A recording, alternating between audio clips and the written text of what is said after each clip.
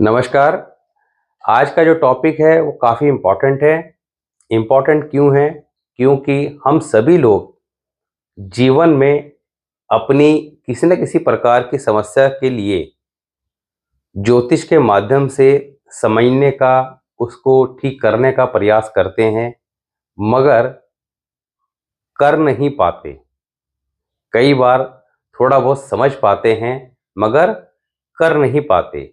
इसका बेसिकली कारण क्या है कि 90% लोग does not know how to perform the remedies. जब तक आप चीज़ों के बेसिक कारण को नहीं समझेंगे, तब तक उनको ठीक नहीं कर पाएंगे। ज्योतिष की जब हम बात करते हैं तो ज्योतिष के बहुत सारे तरीके हैं, बहुत सारे मेथड दिए गए हैं। आप सभी जानते हैं पराशर एस्ट्रोलॉजी, जिसको वैदिक एस्ट्रोलॉजी भी आज के समय में बोलते हैं, नाड़ी ज्योतिष, केपी ज्योतिष, कृष्णामूर्ति पद्धति, भृगु नंदी नाड़ी बीएनएन बोलते हैं, लाल किताब, जैमिनी पद्धति। कोई ना कोई किसी न किसी के माध्यम से समझने का प्रयास करता है, मगर आज की डेट में लाल किताब को लोग ज़्यादा प्रेफर कर रहे हैं, ज़्यादा पसंद कर रहे हैं। कारण कि लाल किताब के माध्यम से ज्योतिष के लिए जो उपाय बताए गए हैं वो हम ईजिली कहीं भी कैसे भी परफॉर्म कर सकते हैं, किसी परिस्थिति में परफॉर्म कर सकते हैं। बाकी जो मेथड हैं उनके अंदर जो रेमेडीज दी गई हैं वो आज की डेट में टेक्निकली कर पाना पॉसिबल नहीं हो पाता। नॉर्मली उनमें क्या बताया गया है, यंत्र मंत्र।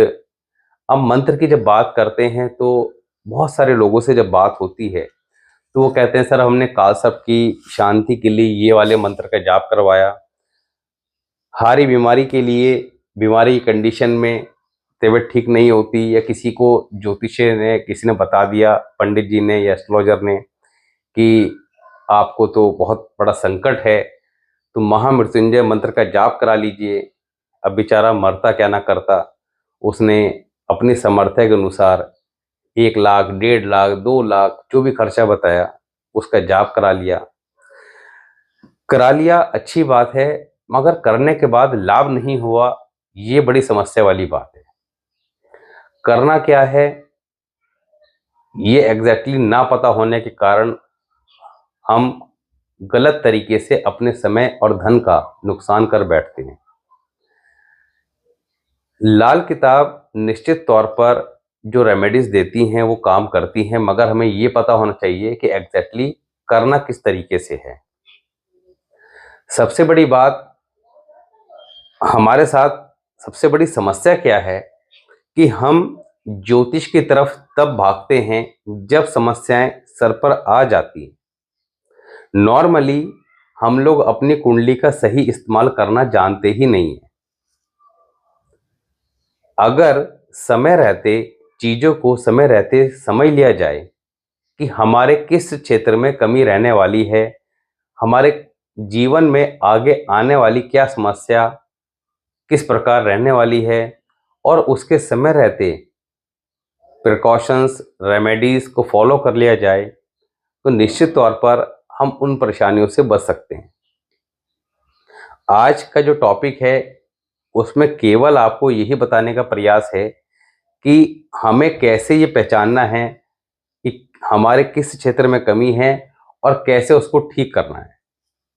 नॉर्मली हमारा जो जीवन है वो health, wealth, career, education, married life, संतान, ये मुख्यतः 6 सेक्टर होते हैं जिसके आसपास घूमता है।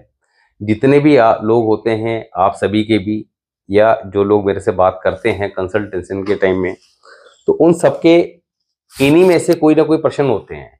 किसी का मैरिड लाइफ को लेके होता है, किसी का कैरियर को लेके होता है, किसी का होता है संतान को लेके कि संतान हो नहीं रही, हो गई तो परेशानी में है, सेवा नहीं कर रही, हेल्थ इश्यू चल रहे हैं लगातार, कोई ना कोई समस्या, सब कुछ होते हुए भी पीस ऑफ माइंड नहीं है, सुखों में कमी है। ये सारी बातों का आंसर आप इजीली 2 मिनट के अंदर, क्योंकि जब कोई कुंडली सामने आती है तो सेकंड भी नहीं लगता उसको समझने में कि इसके अंदर प्रॉब्लम कहाँ है, और सामने वाले ने अगर आपसे कंसल्टेशन लेने के लिए बात की है तो उसके पीछे का कारण क्या हो सकता है, ये आपको 1 मिनट में आइडिया लग जाता है। जब बात करते हैं तो वही बात निकल के आ भी जाती है। मगर यहाँ पर जितने भी हम लोगों ने वीडियोस बनाई है उसमें प्रयास यही किया है कि आप सेल्फ एनालाइज करें अपनी कुंडली को, समय रहते समझें कि बेसिकली प्रॉब्लम कहाँ पे है और आगे कहाँ रहने वाली है, और समय रहते उसका निवारण शुरू कर दें। तो उसके लिए आपको अपने लगन चार्ट क्या होता है, जब हम पैदा हुए उस समय जो हमारी कुंडली बनी, दैट इज लगन चार्ट। लगन चार्ट के अंदर 12 भाव होते हैं, आप सभी को पता है। जिन लोगों को नहीं पता, शॉर्ट में ये आपका लगन भाव है जो आपकी पर्सनैलिटी को बताता है, आपके ओवरऑल कुंडली की पावर को बताता है कि कुंडली के अंदर कितनी ताकत है। क्योंकि अगर लगन भाव मजबूत है तो जातक निश्चित तौर पर जीवन में सफलता प्राप्त करेगा।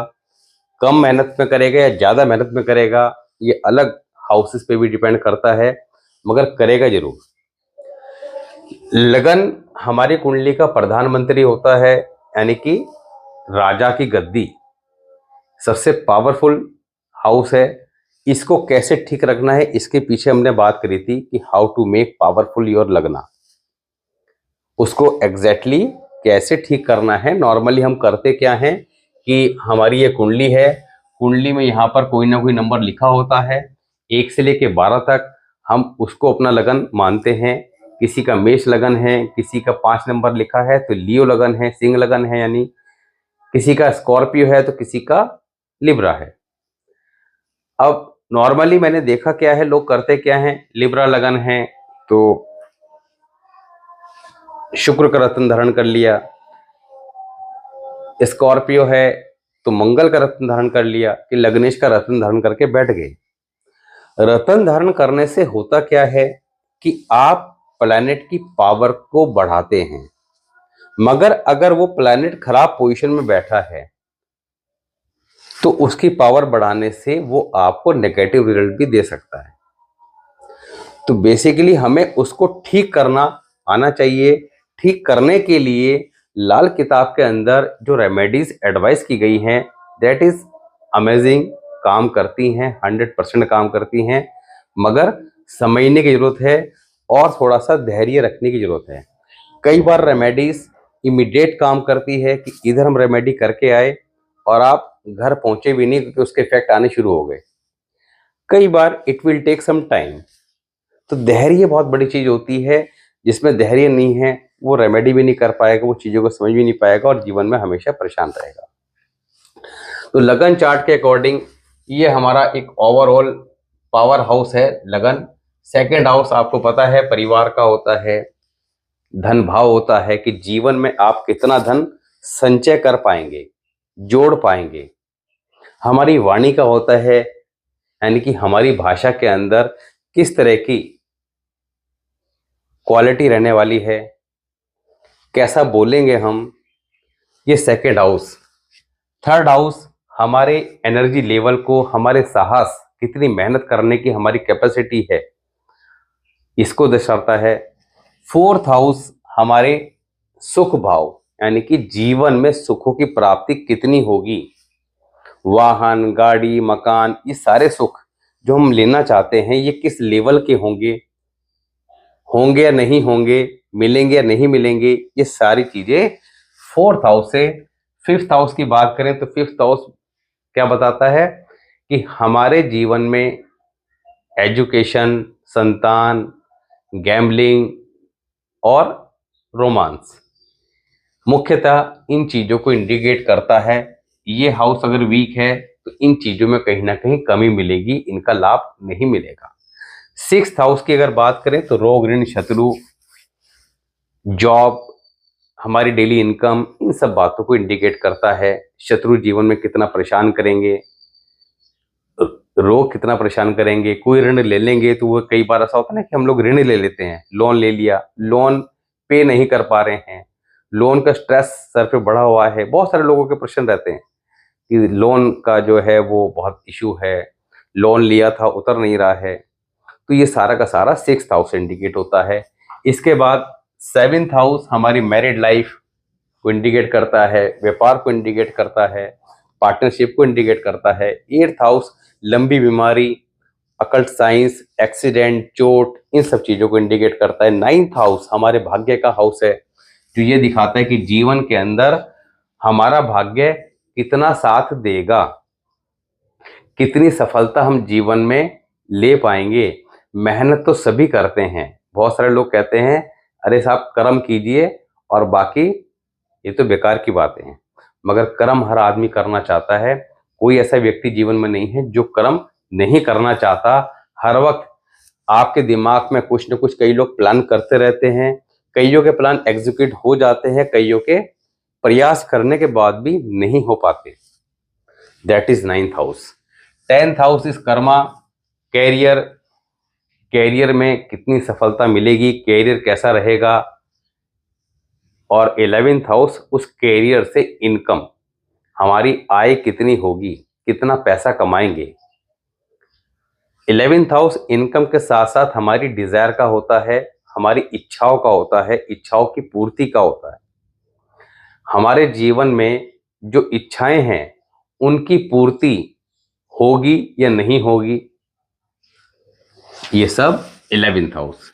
12th हाउस हमारी रात की नींद, शैया सुख का भाव कहा गया है, विदेश यात्रा का भाव कहा गया है, एक्सपेंसेस का भाव क्या गया है। 12th हाउस का अच्छा होना, खर्चे कराएगा तो आपकी मर्जी से कराएगा, शुभ के लिए कराएगा। कि आप विदेश गए तो अपनी मर्जी से गए, पैसे तो खर्च हुए मगर आपने उसको एंजॉय किया। तो इस तरह से कुंडली के 12 भाव जो होते हैं, ये हर किसी के सारे ना तो अच्छे होते हैं ना ही सारे खराब होते हैं। जैसे कि आपको बताया कि 12 भाव, इनको 6 सेक्टर में डिवाइड कर दीजिए। तो 6 सेक्टर जो है हमारे, जिनकी हम बात कर रहे थे, health, wealth, career, education, married life और संतान। आप जितने लोग भी हैं कभी सोच के बताइएगा कि 6 के 6 सेक्टर किसी के ठीक देखे हैं।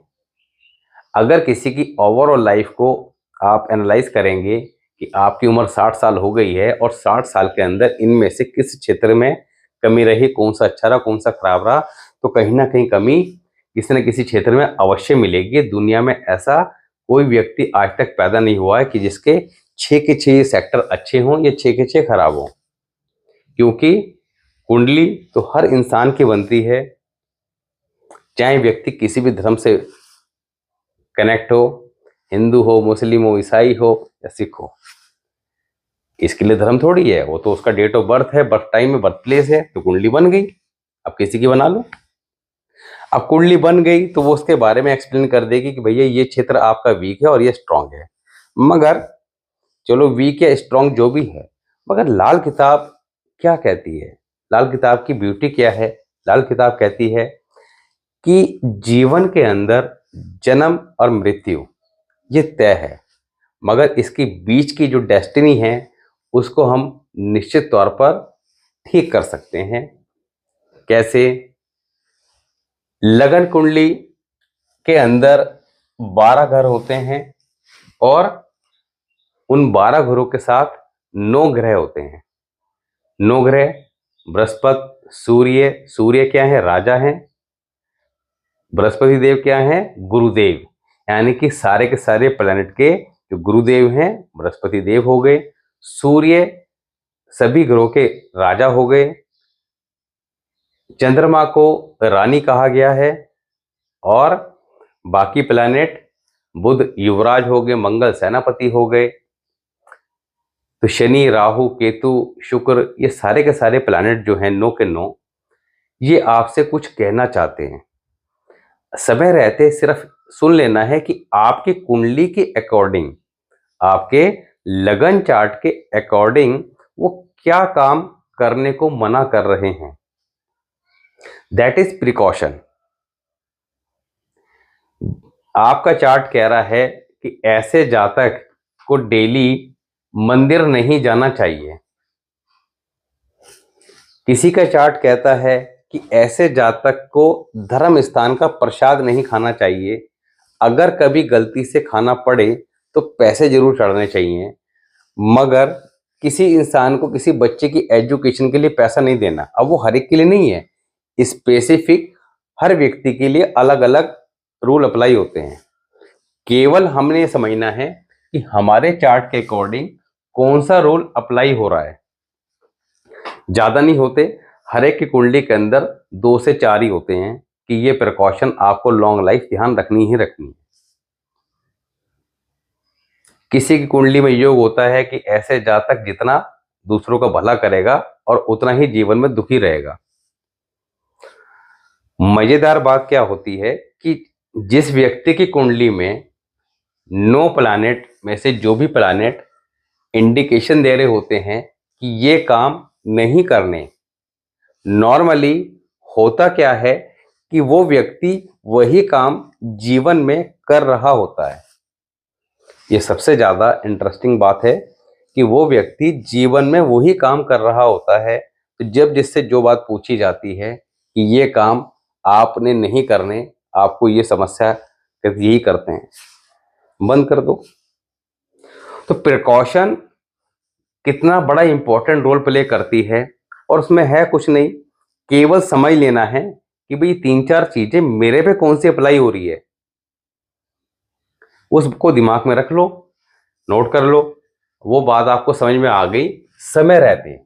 अब जितना जल्दी समझ लें, अब एक व्यक्ति 10 साल की उम्र में समझ रहा है अपने बच्चे के बारे में, तो अपने बच्चे की लाइफ में अप्लाई कर दिया। आजकल के जो पेरेंट्स हैं वो काफ़ी ज़्यादा समझदार हो गए हैं। बच्चा पैदा हुआ तो उसके साथ ही वो समझ लेते हैं चार्ट दिखा के कि इसको लाइफ में क्या पहनना है, किस तरह के कलर अवॉइड करने हैं, क्या काम अवॉइड करने हैं, और क्या चीज़ें बचपन से लेके शुरू करनी है ताकि बड़े होने तक उसके अगर कोई प्लैनेट कुंडली के अंदर अच्छी पोजीशन में नहीं भी हैं तो जब तक उनका टाइम पीरियड आए, फॉर एग्जांपल किसी का वीनस खराब है, मैरिड लाइफ में ट्रबल देगा। कब देगा? वीनस की एक्टिवेशन एज जो होती है वो 25 है, तो उसके बाद वीनस एक्टिवेट हो जाता है।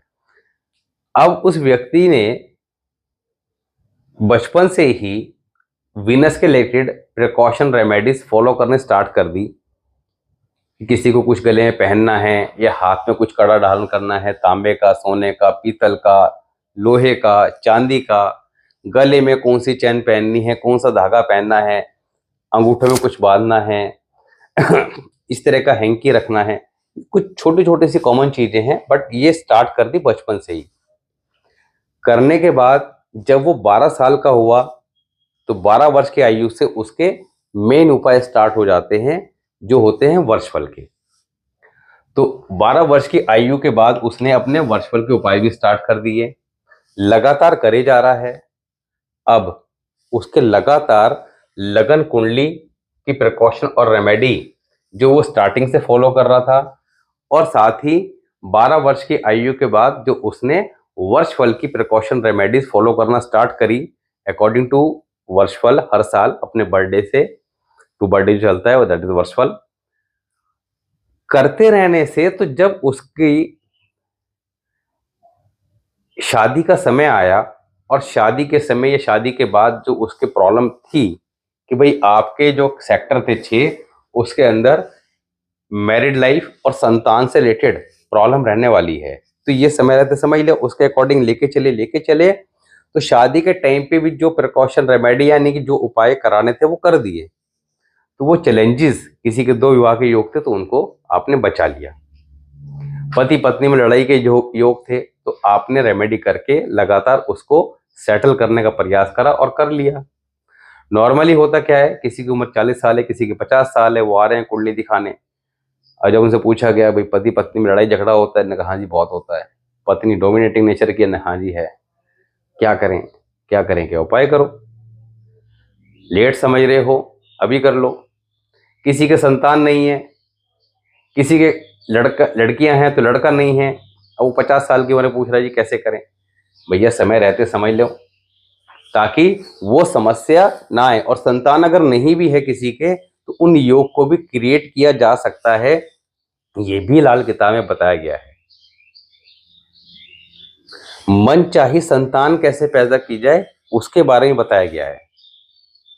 आज के डेट में बहुत सारे लोग क्या करते हैं कि उनके बच्चा होना है तो वो डॉक्टर ने टाइम दिया कि आपको पर्टिकुलर इस 10 तारीख से 15 तारीख के बीच में डेट दी है, तो आप किसी से एडवाइस ले सकते हैं। इवन डॉक्टर एडवाइस देते हैं कि आप किसी एस्ट्रोलॉजर से एडवाइस ले सकते हैं कि बच्चा किस समय किया जाए, क्योंकि उन्होंने सर्जरी करनी है तो सर्जरी करना तो उनके हाथ में है कि किसी भी दिन कर सकते हैं, किसी भी टाइम कर सकते हैं। तो बहुत से लोग करते हैं। अब कई बार ऐसे योग आते हैं ऐसे में सर्च करते हुए कि बच्चा पैदा होगा तो यहाँ ये प्रॉब्लम रहेगी, वहाँ ये प्रॉब्लम रहेगी। तो ऐसे में करा क्या कि ऐसा टाइम निकाला जिसके अंदर कम से कम समस्या दिखाई दे, तो ये भी एक अच्छा प्रयास है। और बहुत सारे जो एस्ट्रोलॉजर हैं जो अच्छी नॉलेज रखते हैं, अगर आप उनके वीडियोस देखते होंगे तो ये बातें उन्होंने भी वहाँ बताई हैं कि उन्होंने अपने घर में किसी के डिलीवरी के टाइम में डॉक्टर को कह के इस टाइम पे ही बच्चे की पैदाइश कराई, इस टाइम पे नहीं कराई, क्योंकि इस टाइम पे होने से ये समस्या उसके जीवन में रहती, उसके लगन चार्ट जो बच जाता वो आजीवन दुखी करते ही करता। तो कहने का मतलब ये है कि यहाँ पर जो रेमेडीज हैं वो वेरी इजी टू डू हैं। क्या है, 50, 100, 200 रुपये की रेमेडी। किसी को चने की दाल कह दी मंदिर में देनी है, किसी को जल प्रवाह करा दी, किसी को कहा कि भैया मिट्टी के कुल्हड़ में शहद भर के दबा दो। कितनी की रेमेडी है, 100, 150, 200, 250, 300, 500। मगर आप लाखों रुपए की पूजा पाठ करा रहे हैं, बहुत अच्छी बात है, मगर लाभ नहीं हो रहा, ये समस्या होती है। क्योंकि मंत्र उच्चारण की जो टेक्निक है वो आज की डेट में कोई नहीं जानता। हम लोग घर पे ही मालाएं पढ़ते रहते हैं। लोग कहते हैं मैं 3 माला इसकी करता हूँ, 4 माला उसकी करता हूँ, 5 माला उसकी करता हूँ। मैंने कहा अच्छा कितने टाइम लग जाता है? कह रही 2 घंटे लग जाते हैं। 2 घंटे लग जाते हैं। मैं काम वाम पे जाता नहीं, नहीं सर वो भी जाता हूँ। अब 2-3 घंटे पूजा पाठ तुम घर पे करे जा रहे हो, फिर काम पे जा रहे हो, तो बाकी गृहस्थी जिस लिए बनी है उसके लिए टाइम कम दोगे। कहने का अर्थ ये है कि पुराने समय में राजा महाराजा भी अपना राजपाट छोड़ के मंत्र सिद्ध करने के लिए एकांत में जाके कई कई वर्ष तपस्या करा करते थे, मंत्र उच्चारण लगातार करा करते थे, तब जाके उनके मंत्र सिद्ध होते थे और उनको वो सिद्धियां प्राप्त होती थी, मनवांचित फल प्राप्त होते थे। Mantra is a excellent way to get anything from the God, but now A days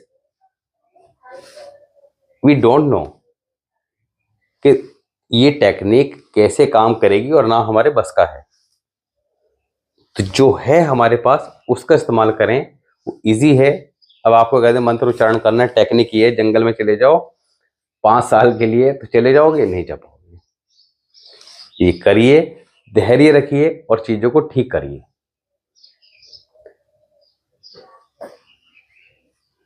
एक कुंडली है आज जिसके उम्र अभी अगर देखा जाए सन 2001 का जन्म है, और मात्र जो है अभी 24 वर्ष की आयु है। और इस बेचारे के बहुत सारे प्रश्न हैं, मदर फादर के हेल्थ इशू हैं, खुद के हेल्थ इशू हैं, स्टमक खराब रहता है, घर के अंदर वातावरण चेंज रहता है, पीस ऑफ माइंड नहीं रहता, स्ट्रेस रहता है बहुत ज्यादा। ये सारी बातों के आंसर आपको बहुत इजीली मिल जाएंगे इस बच्चे की कुंडली देखने से, और उसको आप बड़ी आसानी से ठीक कर सकते हैं। Otherwise there is no way to correct this thing. कैसे? यहां पर इस बच्चे का नाम है प्रसून श्रीवास्तव। प्रसून श्रीवास्तव 22 जुलाई सन 2001, 23:52, प्रयागराज उत्तर प्रदेश। ये इनका लगन चार्ट है, मेष लगन की कुंडली है। शुक्र शनि सेकंड हाउस, बुध राहु बृहस्पति थर्ड हाउस, सूर्य फोर्थ हाउस, चंद्रमा फिफ्थ हाउस, मंगल एट्थ, केतु नाइन्थ। ऐसे जातक का प्रश्न था, घर में कलह का वातावरण रहता है, माहौल अच्छा नहीं रहता। इसने प्रश्न किया है कमेंट सेक्शन में, लास्ट वीडियो में आप जाके पढ़ सकते हैं। क्यों रहता है पहले उसको समझेंगे। सेकंड हाउस किसका होता है, जैसा भी आपको बताया, फैमिली का। सैटर्न इज द देवता और दुख, दुख का देवता जाके बैठ गया सेकंड हाउस में।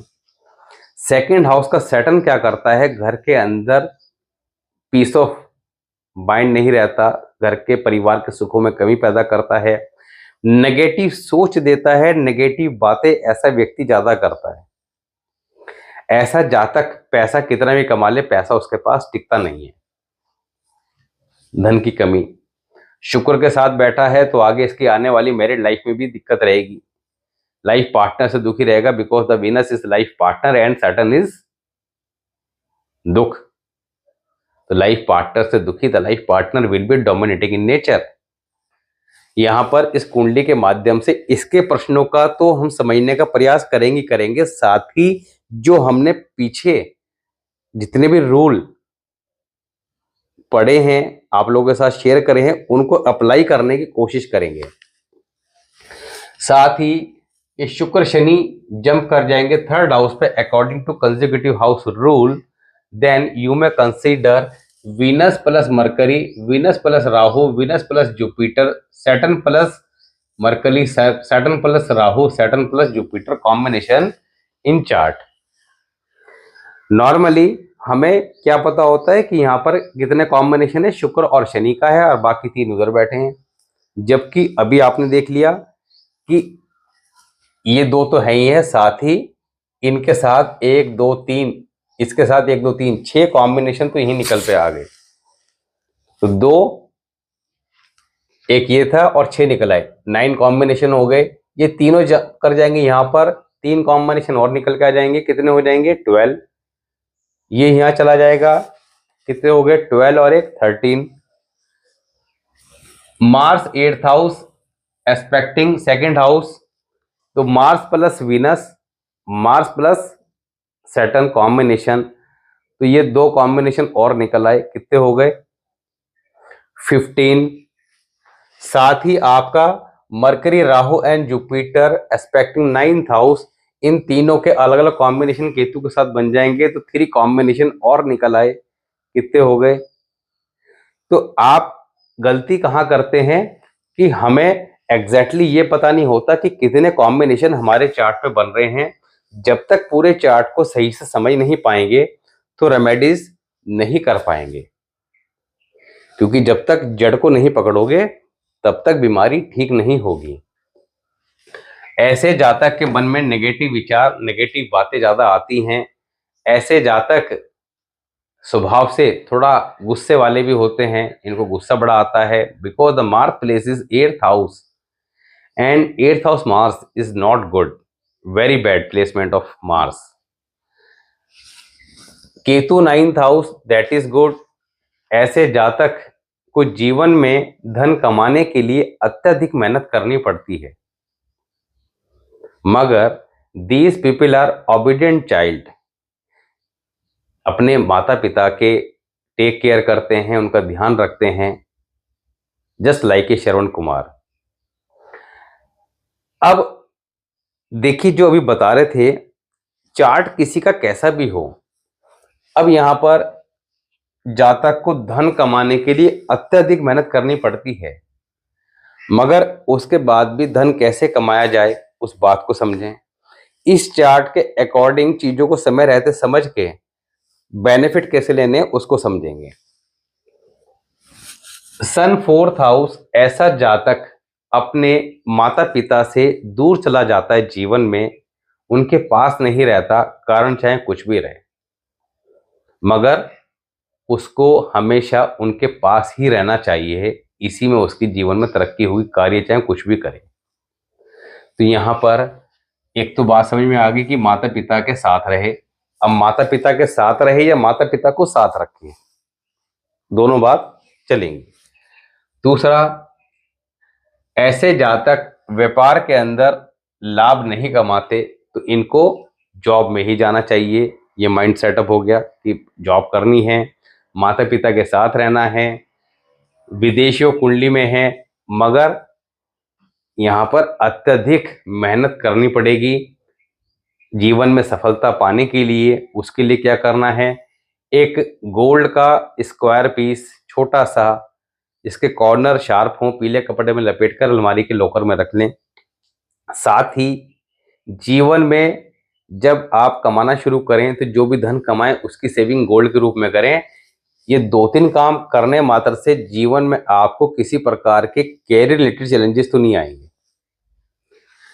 अब पैसा नहीं रुकेगा, उसके लिए क्या करें, मन में नेगेटिव सोच को कैसे ठीक करें, क्योंकि जिस व्यक्ति के मन में सोच ही नेगेटिव रहेगी वो जीवन में करेगा क्या। कच्चे दूध का तिलक हमेशा अपने माथे पर लगाते रहे। साथ ही ऐसे जातक के घर में किसी न किसी प्रकार के हाथी के खिलौने, ताजमहल की स्टेचू, फोटो इत्यादि रखी मिल जाती है, जो कि नहीं रखनी चाहिए। तो ये सामान घर में ना कभी रखें, ना कभी किसी से लें। ऐसे जातक अगर किसी को धन देते हैं तो इनका दिया हुआ धन जल्दी से वापस नहीं आता, संबंध अलग खराब हो जाते हैं। तो ये भी दिमाग में सेट कर लें, किसी को हमने पैसे उधार नहीं देने, दे दिए तो वापस नहीं आएंगे और रिलेशन अलग खराब हो जाएंगे। ऐसे जातक निश्चित तौर पर बुद्धिमान होते हैं, अपने काम के प्रति बड़ी फोकस्ड होते हैं। इनको क्या करना चाहिए, दुर्गा चालीसा का पाठ नियमित रूप से करना चाहिए। एक सिल्वर का स्क्वायर पीस अपने पर्स या पॉकेट में हमेशा रखें और डेली पक्षियों को कुछ ना कुछ मीठा डालते रहें। अब ये काम करने से इनके लगन चार्ट की जो वीकनेस है वो ग्रेजुअली जब ये लगातार करते रहेंगे तो ठीक होना स्टार्ट हो जाएगी। लगन chart remedies will work just like a homeopathy medicine. तो ये तो हमने आजीवन भर के लिए अप्लाई कर दिया ताकि जो इसकी नेगेटिविटी है वो खत्म हो जाए और गाड़ी धीरे धीरे धीरे धीरे लाइन पे आ जाए। अब बात करते हैं मेन वर्ष फल की। तो वर्ष फल के अनुसार क्या करना है, उससे पहले बात करते हैं कि फादर और मदर के लिए क्या करना है। तो यहाँ पर चंद्र और केतु का कॉम्बिनेशन भी बन रहा है। चंद्र केतु का कॉम्बिनेशन बनता है तो यहाँ पर केतु का फल खराब होता है, साथ ही चंद्रमा कमजोर हो जाता है, चंद्र ग्रहण कुंडली में बन जाता है और ऐसे में मदर की कोई ना कोई सर्जरी होती है, पीस ऑफ माइंड नहीं रहता। तो यहाँ पर इसके लिए जो उपाय किया जाएगा वो किया जाएगा वर्षफल के अनुसार। वर्षफल के अनुसार क्या करना है, अब देखिए वर्षफल इनका 22 जुलाई से स्टार्ट हो गया है। Sun is father, sun 11th house, father in trouble in वर्षफल। वर्षफल अपना इफेक्ट 22 जुलाई से लगभग 1 महीना पहले देना स्टार्ट कर देता है और अगले 22 जुलाई 25 तक रहने वाला है। तो ये साल फादर के लिए थोड़ा सा प्रॉब्लमेटिक रहेगा।